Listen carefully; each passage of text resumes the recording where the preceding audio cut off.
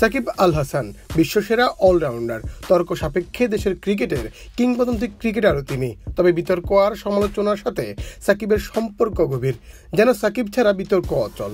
বছর দুয়েক আগে একটি বেটিং কোম্পানির শুভেচ্ছাদূত হয়েছিল, তখন চরম বিতর্কের মুখে পড়েছিলেন সাকিব আল হাসান।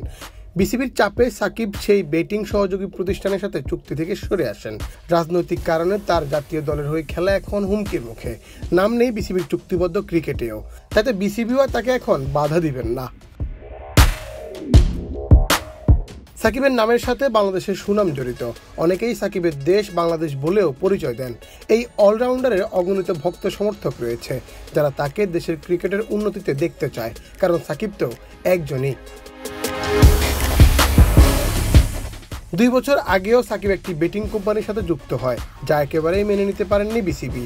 এটি থেকে সরে না আসলে তাকে শাস্তির মুখেও পড়তে হবে বলে জানান তখনকার পাপন বোর্ড। নানা সমালোচনার মুখে পড়ে নিজে থেকেই সরে আসেন সাকিব, কিন্তু সেখানে থামেননি তিনি। 5 আগস্ট সরকার পতনের পর সাকিবের দেশে ফিরে আসা অনিশ্চিত হয়ে যায়, সাথে আবার পড়েন বোলিং অ্যাকশনের নিষেধাজ্ঞায়, যেখানে অনেকে সাকিবের ক্রিকেট ক্যারিয়ারের ফুল স্টপ দিয়ে দেন। ভক্তরাও আশাহত হন। কয়েকদিন আগে তৃতীয়বারের মতো বোলিং অ্যাকশন পরীক্ষা দিয়ে বৈধতা পান। এরপরে আবার ব্যাটিং সাইডের সাথে যুক্ত হন সাকিব।